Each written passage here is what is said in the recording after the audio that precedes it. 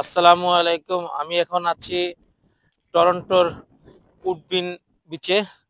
আপনারা উডবিন বিচটা দেখুন, সাগর পাড়টা দেখুন।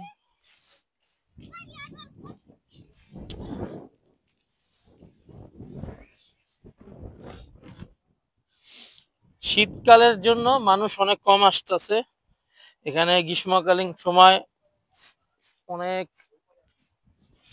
অনেক মানুষ হয়। আর ঠিক এই বিচের ওই পারেই হলো আমেরিকা। চলেন ইনশাল্লাহ কোন এক ট্যুরে আমি আমেরিকায় যাব, যদি উপরওয়ালা চায়।